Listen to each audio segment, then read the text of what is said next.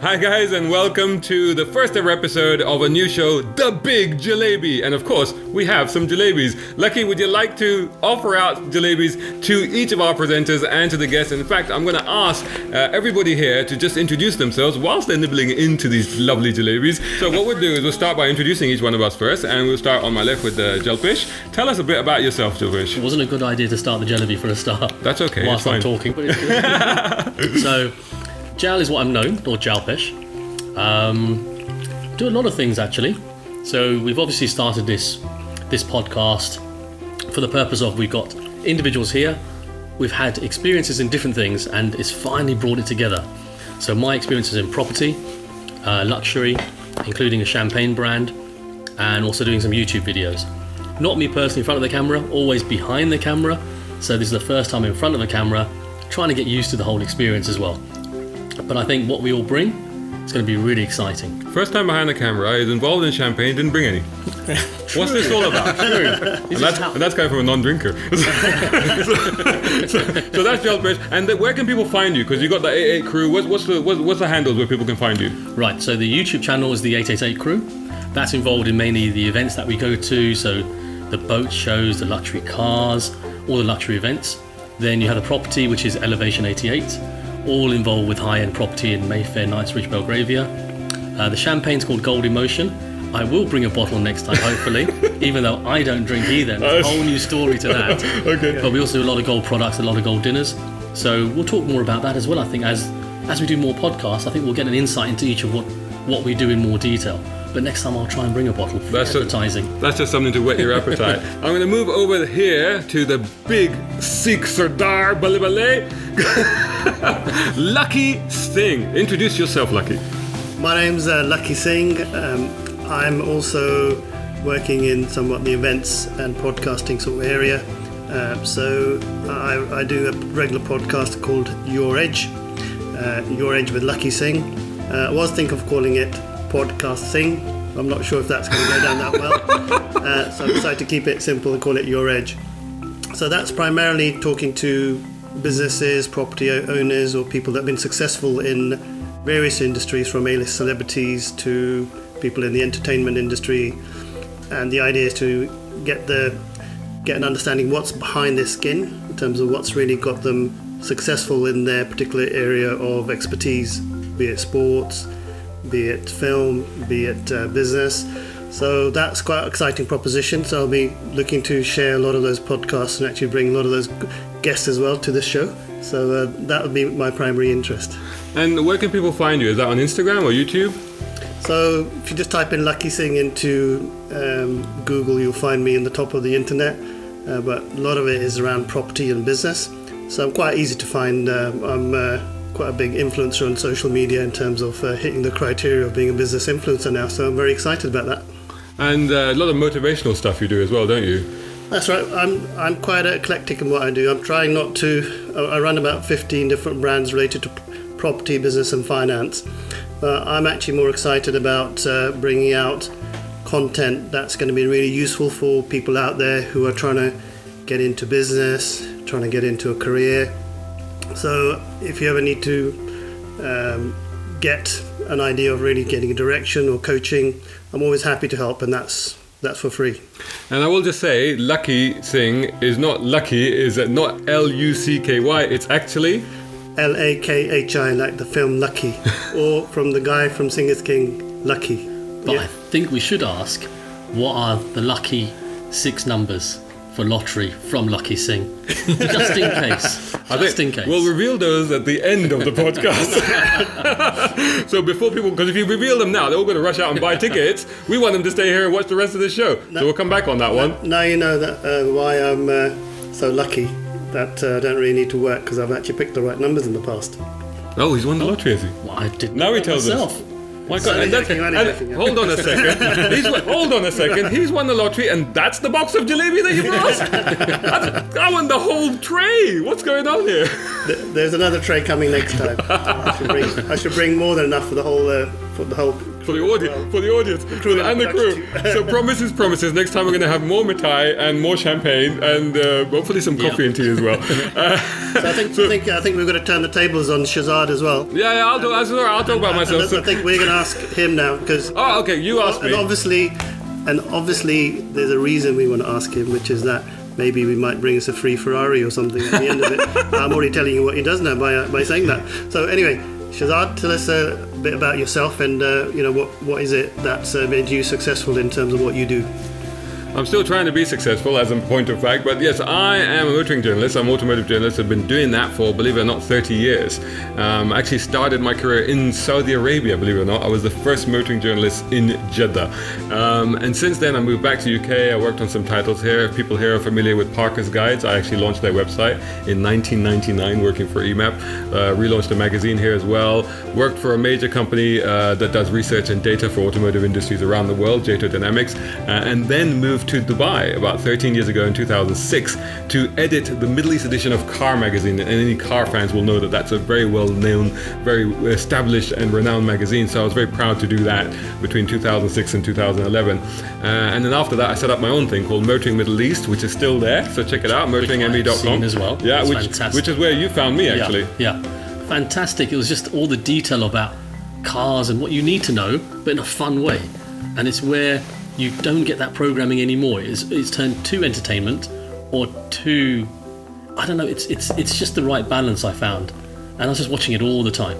I'm so glad to hear you say that, because that's exactly my whole approach to this sort of content, because I find a lot of people in automotive journalism, in journalism in general, and certainly there are serious sides to journalism, that's absolutely true, but cars is not serious. Cars are fun, so you've got to approach it with that element of like, this stuff excites me, this stuff makes me excited about cars, so that's the way I've approached it. Since the end of last year, I'm back here and I'm doing I've got my own brand, Brown Car Guy. So hashtag Brown Car Guy is where you'll find me. Check me out on Instagram, YouTube, browncarguy.com, all the rest of it, that's where you'll find me. Plus I freelance for a load of titles as well. So just before we move on to Cedric here, a little bit about, we have some more presenters coming. Do you want to just touch on who else we might be hoping to see soon, or do you want to keep that a secret? It's going to be a secret, but to the point that it's going to be quite varied. So we're looking at whether it's be celebrities or CEOs, CFOs, anybody who's got a story to tell that we think the public should hear, I think will be part of this moving forward. So we're not limiting it to any particular person or a particular style. It's more to do with, well, there's a story to tell, and I think the world needs to hear it. And they need to hear it from us.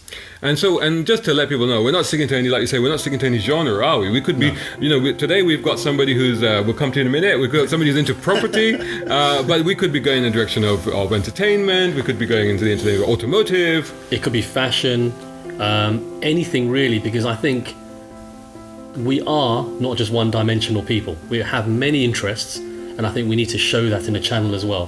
For the first time, we're going to have a panel that has various interests and going to be collecting an audience that is more than one-dimensional audience. There are people that want to just see cars, but look at Gogglebox. It's about the whole program of whatever's happening at the time, and it's showing that interaction. I think that's what we should be really focusing on, is to say we're not just going to be one thing for one person. We're going to be there entertaining, educating for a wide variety of audiences.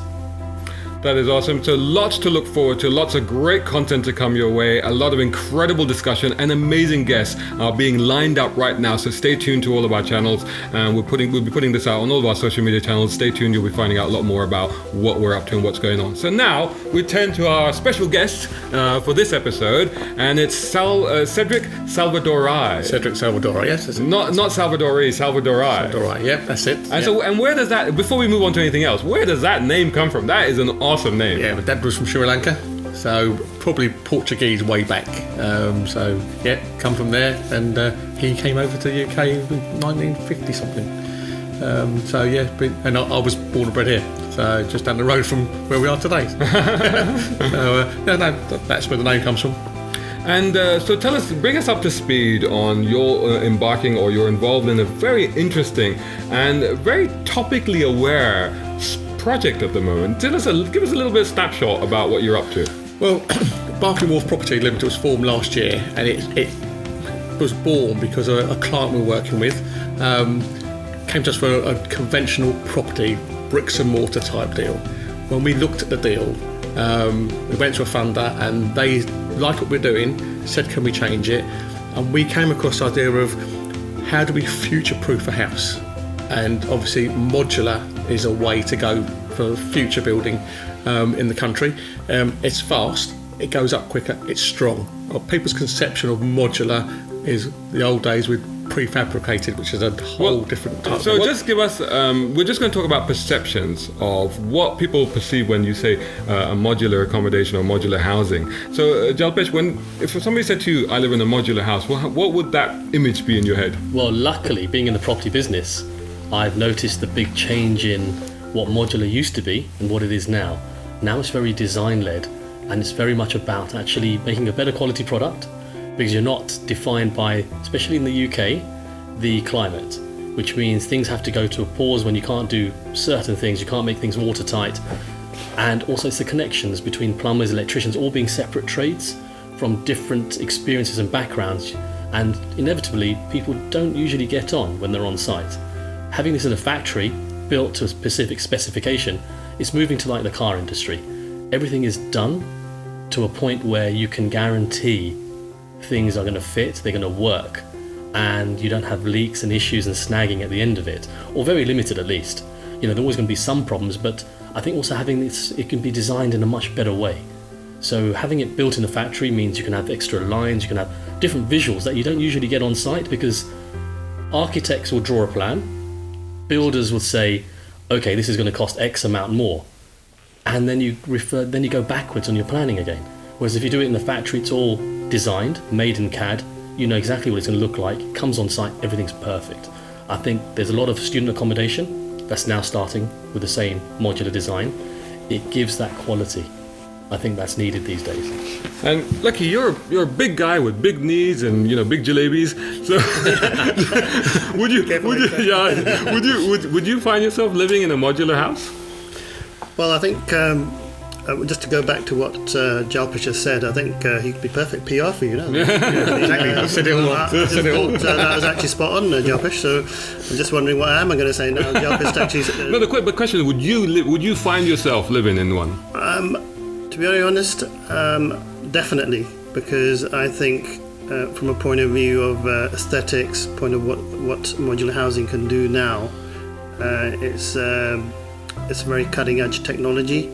So in fact, I probably prefer that than to possibly getting a house that's built in the normal traditional way, which is bricks and mortar, bricks, etc. Whereas this type of technology, you're going to get a lot more efficiencies, and those efficiencies are a lot more, let's say, environmentally friendly. And I think the technical side of it probably be covered by Cedric, because he knows the technical side in terms of how that actually translates into environmental friendly. From what I've understood, I would say that definitely I would actually prefer modular as opposed to sort of traditional house. And because you can actually build to spec now as well, literally just order it, design it, and they'll make it to spec, which is actually pretty much like having going back to the car analogy, having a tailor-made car ready fit for purpose. So I don't think that exists in the car market, does it, at the moment? Oh, yeah, I mean, there's coach building, so you can, can have cars designed to you. In fact, any major car company, even the high-end stuff like Audi, Porsche, BMW, Mercedes, will tailor a car to your spec in terms of the interior trim, the exterior color, and then if you want the bodies changed substantially, you can go to coach builders, or you take Ferrari and they do one-offs for people, so it's quite possible. So this is sort of like a growing trend now, which is actually, I suppose, a bit like the tailoring industry and the suit industry, where people are actually just saying, I want that, want this. Soon you'll be just designing one on the internet and say, this is what I want, and then you can get it ordered and you'll have a house sent to you in the post. I think that would be quite a feat. I think the postman will really struggle with that one. Yeah. But it's very interesting what you're saying there, because to be honest, like you are actually, what you've said is contradictory to what my perception of modular would be, because my perception of modular would be identikit housing. What you're talking about is quite highly personalized and customized and bespoke housing. That's right. So Cedric, give us an idea of how you do this process, how these houses are constructed, and etc. Well, the actual body of the house, so in car analogy, the chassis of it is all the same. So we set up a design 2, 3, 4, 5 bedroom houses, but then the outside of it is personalised, so it has a skin. So when it comes from the factory, it's a watertight box, whatever shape we've designed. So like traditional house builders, you'll have a layout of houses with certain style designs. Same thing will happen in a factory. They will produce those houses, but the personalisation comes from the client, because they can then, if they want a brick skin on it, or do they want a coloured skin or whatever, they can now tailor make that property to how they like it. But the houses themselves are more or less designed to have more light coming in, and it's shown that for us as human beings, and the country we have here with not that many sunny days, to having more light coming in is beneficial for all our well-being. So the houses are designed to have a lot more light coming in. The glazing is designed to keep out all the bad weather, make the house more efficient. All the houses, because of how they're designed, have no gas coming in, and obviously topical.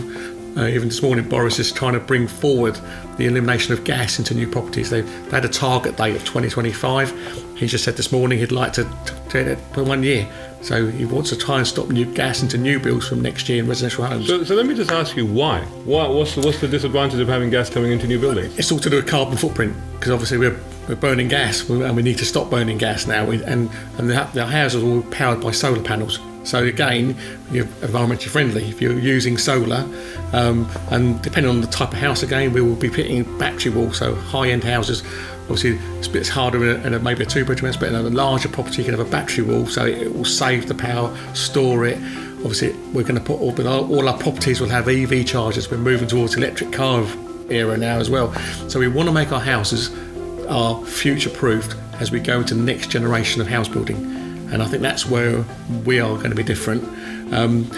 Having gone into a house like yourselves, your preconception of a modular house, or what we called it prefab, and we were told off by the people that built it, it's not prefab, it's modular. It is as strong and as sturdy. And the guy we went and saw, who had the modular house, the demonstrating house, when the beast from the east came over last year, he stayed in it overnight because he was snowed in. And this is the beast from the east, the weather that came in. I thought you were talking about personally. Yeah, that's what I thought. I thought there'd be beast here. Where are they coming from? Oh my god, the beast of West London.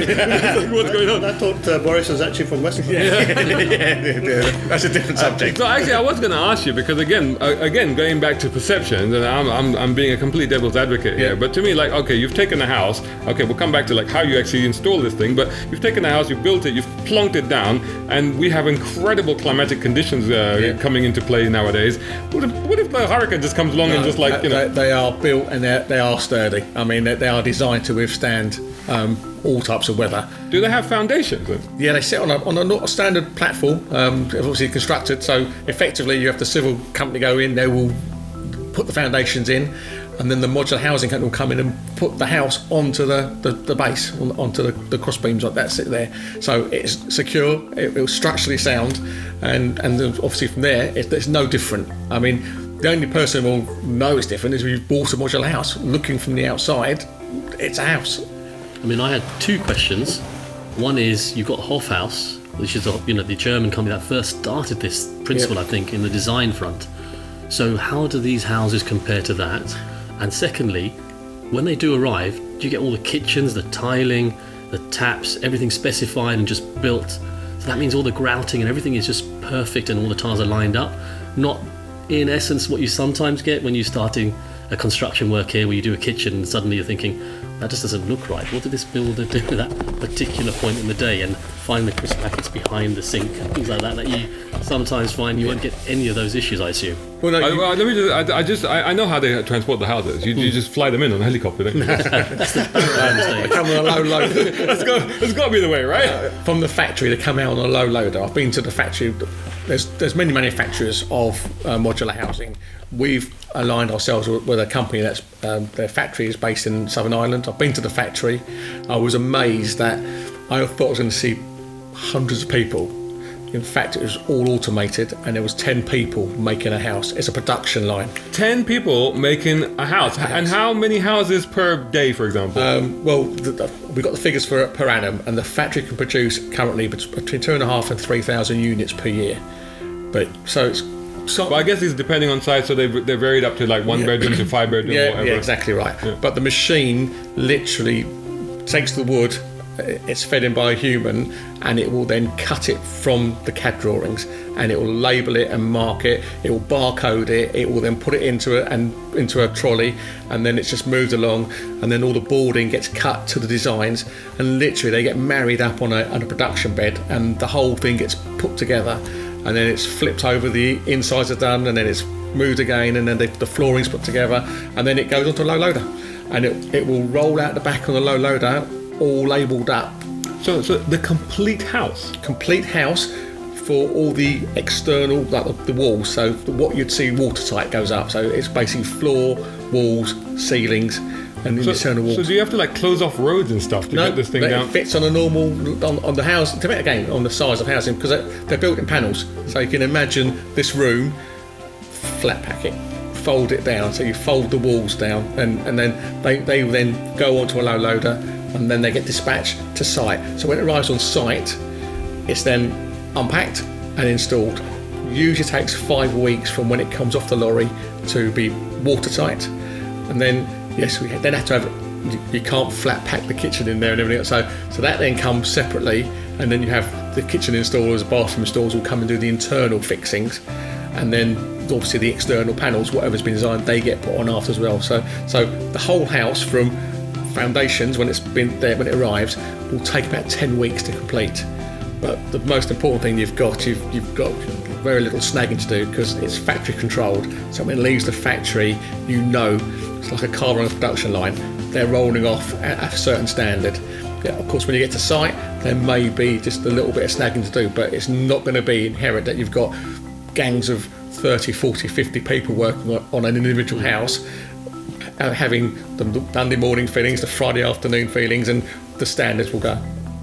Lucky, sorry, you wanted to ask something. I've got a very interesting question, actually. I thought, when you started talking, it made me think of a new idea, a new concept TV series, which could be something like Sarah Beanie goes out, takes a family to one house and to another, and says, okay, you live in both houses for a day. You have to try and work out which one's the modular house, which is the traditional house. But that would be one part of the TV series. The other part could be them building both of them and building them to the spec of the client and seeing which one they're actually going to buy at the end. But also looking at the costings. So it could actually be a whole series of about 5 really interesting things, actually. So it could be number 1, design; number 2, quality of build; 3 could be environmental friendly. And so you could technically make a whole TV series out of it. I don't know, am I going crazy? Is it something interesting? I think he's had too many jalebis. Really. The sugar's getting to The sugar, he's definitely on a bit of a sugar fix there. He's talking about picking up hammers and stuff. Are you good? Are you handy with a hammer, Jalspesh? No, I was going to ask, can we make a house out of jalebi? Would that work? Because then that would be a whole show. That would be a I show. think my idea was actually pretty good, I thought, anyway. I think that could be a goer. Sorry, I actually have to go now. That's his one contribution. But you know what? I'm not going to let you go, because I have another question for you. Because you know you're into property, right? And you deal with a lot of people that are getting into housing and that are buying houses and thinking about settling down and stuff like that.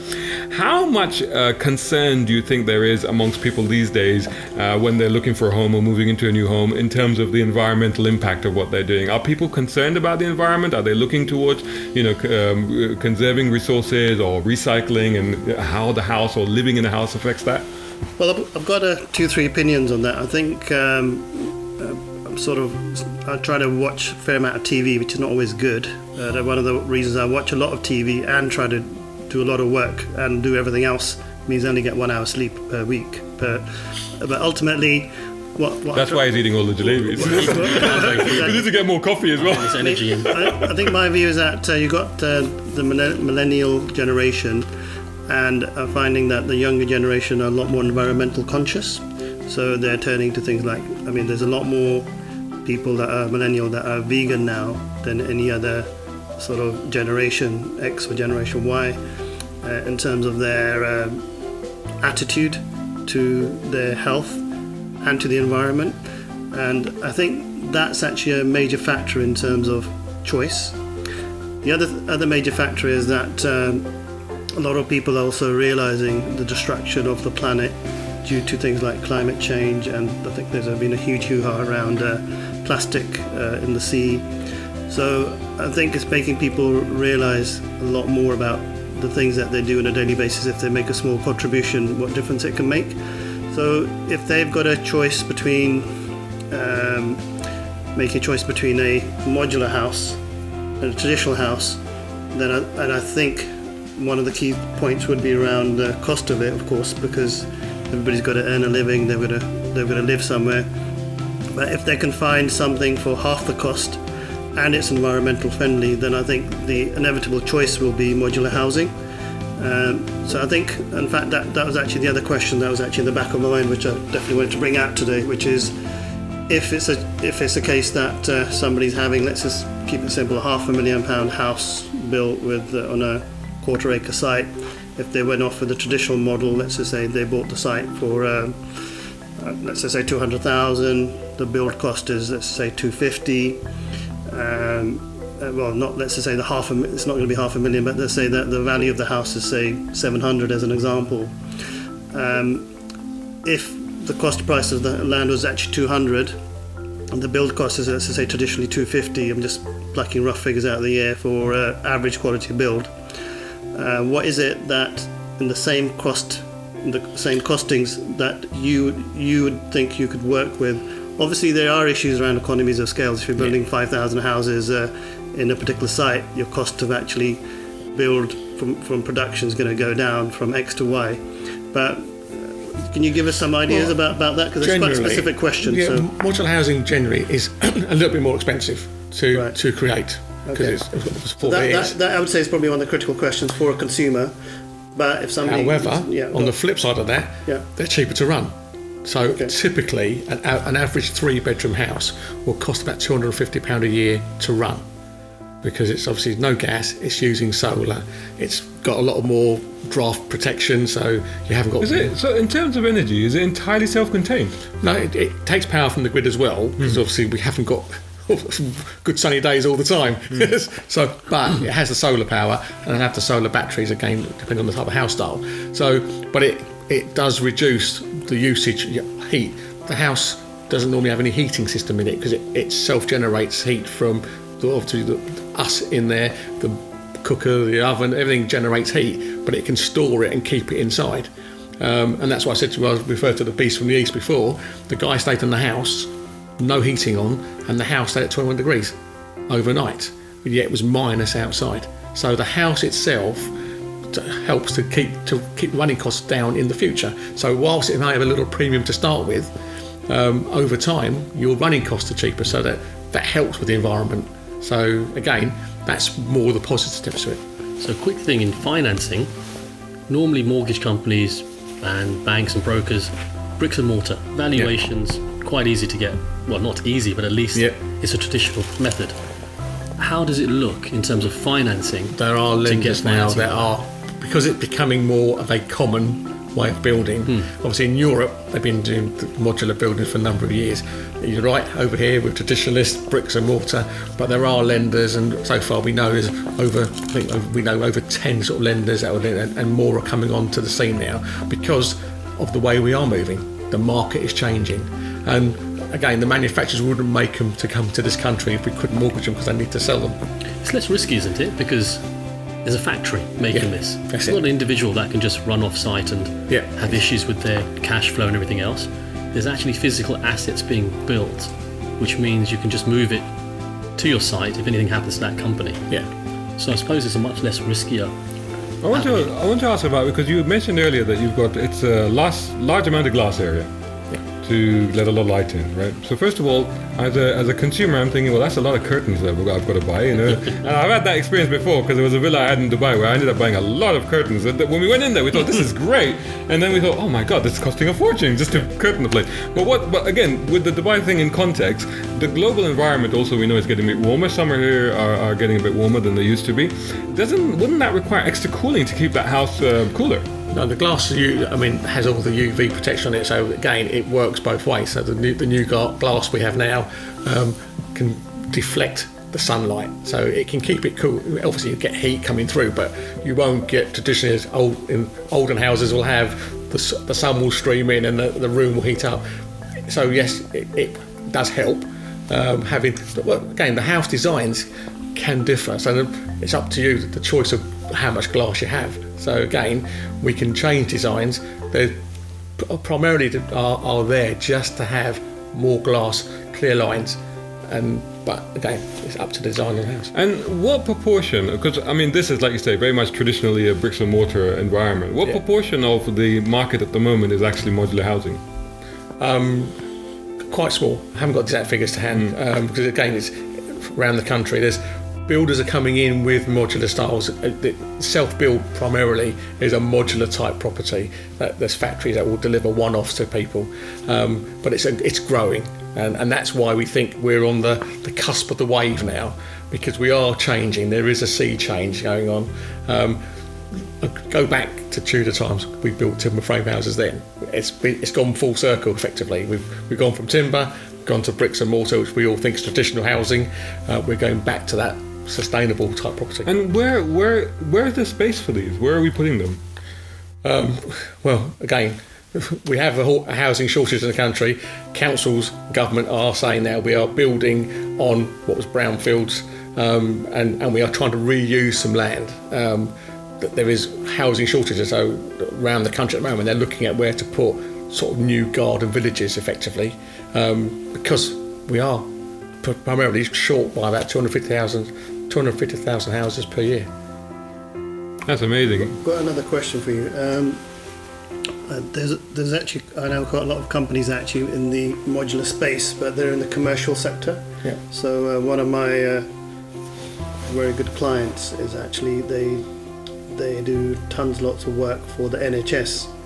Now this is very interesting because what they're doing is they're going in and almost doing the work for free in terms of building the modular extension for, let's just say, an extra 6 or 7 wards and an extra coffee shop, the reception area. So they may do, let's just say, 10,000 square foot of extra extension work on the hospital, so it actually gives them more ability to scale up for the local demand. Now, they're doing it on a 30-year lease. So what they're doing is they're building, and the hospital doesn't have to pay anything for it as a upfront cost, and they're just paying a yearly lease. And the way they're structuring it is quite clever, because the hospital wins.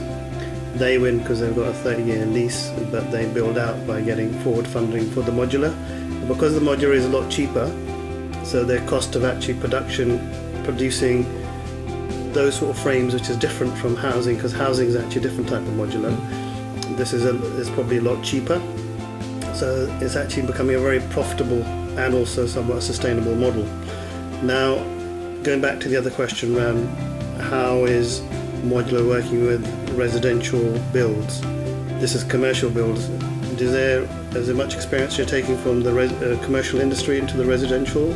And is that more of a mature model in modular, do you think? Or I don't know as much maybe as yourself. Well, the company we're dealing with to build for us, they've got 27 odd years experience in modular, and you were right, most of it was in the commercial space, but now you're using all that expertise and bringing it into the residential space.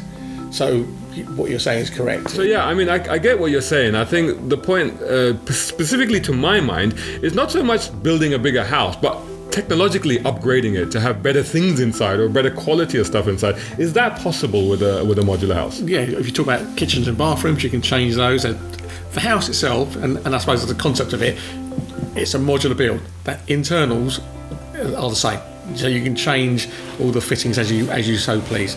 One thing that gets to me, like with cars, now I've got keyless entry, keyless start, I can talk to the car, it's got safety systems. When are we going to see some of this technology in the housing? Well, there are various things now where you have the downlighters have all the smoke alarms and the carbon monoxide alarms, everything fitted in there, so it's flush ceilings, flat, so you haven't got to have the bulky things all around the property. So there are innovations coming through, but it's just as time goes, they've been developed. They're there. You go to one of the sort of housing expos, you'll see all the latest technologies are there. eventually it'll come into a price bracket that everyone can afford. And being a modular house, would it be easier to adapt these new technologies? So could I easily have an app before I get home? I've got the kettle going, I've got the TV ready. There are some people out there that are manufacturing sort of houses where you can do everything from your phone, as the Hive system does now. So yes, you can. There are things coming through the marketplace again that will make it easier. It's absolutely fascinating. I really want to come and see one of these houses now. Lakhi, your final thoughts on the concept of modular housing? Well, I think my view on it is that it's probably a lot of cost saving economically as a government. If you're looking at government buildings or you're trying to do something that allows you to speed up. So I think what I'd like everybody to take away from this conversation is I think reality, the speed. I think we haven't really discussed that particular point. So maybe you can elaborate on that. So for example, let's keep it simple. A house builder, let's just say they have to build 30 houses. They've got a site in a particular area. Council's given planning permission. It's going to cost them, let's just say, I don't know, 2 million to not 2 million. Let's just say 5 million to build those 50 houses. Okay. Yeah. Now, question for you is going to be, if it's going to take £5 million, it's going to maybe take them about 2 years to maybe build all those and get everything sorted from A to Z as maybe the longest time period. Now, what is that modular housing that can do?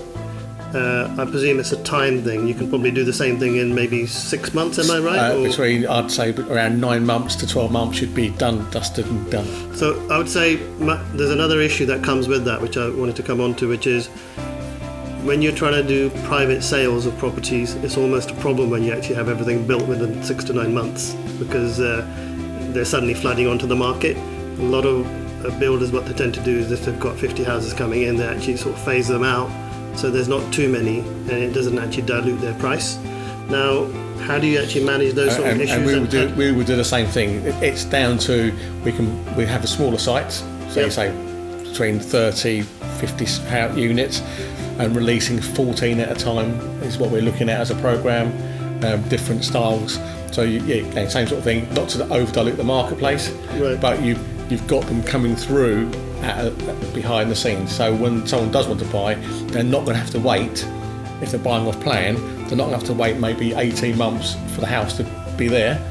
It will be there within 3 or 4 months. It'll be there. So, I mean, just to reiterate this point, it's a critical point. One of the reasons I think you're a fantastic guest for us today is that in certain environments, certain places, for example, I mean, unfortunately, there's been a massive disaster in southern parts of America with some of the torrential rain and thick storms. I think it was a hurricane, wasn't it? Just recent Florence. Hurricane Florence. So that's actually crazy. Wasn't it the Bahamas? I think there's been quite a few recently. They've lost a lot of stuff there. So I'm just as well, watching that before I came here, actually. So, I mean, in situations like that, people are homeless. They haven't got environment. They've got maybe money as well. They've got the insurance.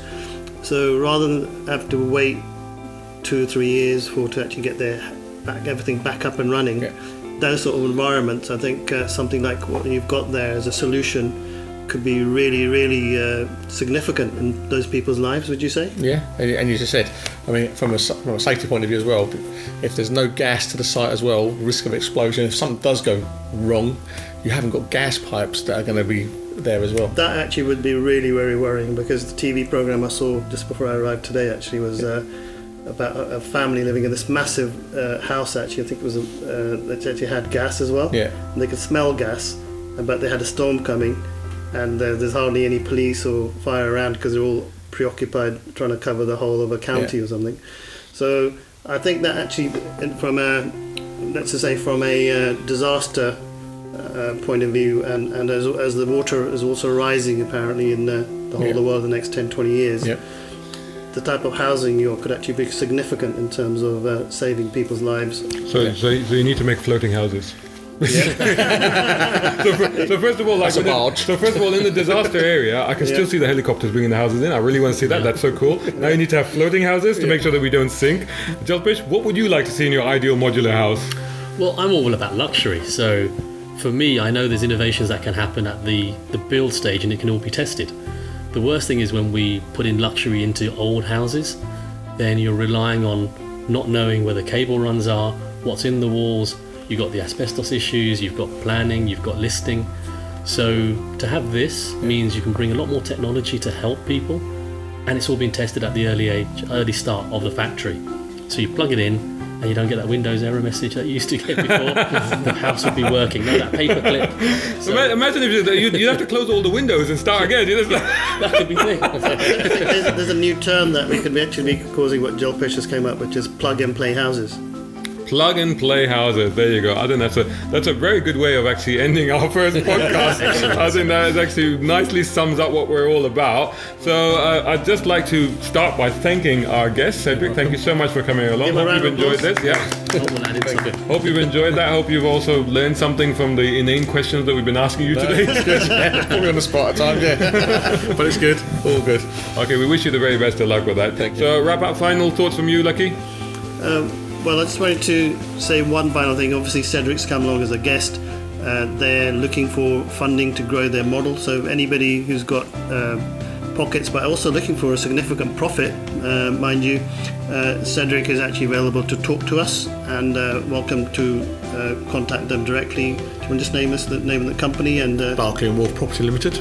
Yep, so you're welcome to contact them, and if you need like a press pack about what they do and you want to talk to us about them, happy to have a chat and happy to help if you are interested in making some significant movements in the environment. There you go. There's some big talk from Big Lakhi. I think that covers everything. I think we should just thank DB Media Studios for the space they've provided and for the luxury facilities that they have. And I'm looking forward to our next podcast and sort of seeing where we go.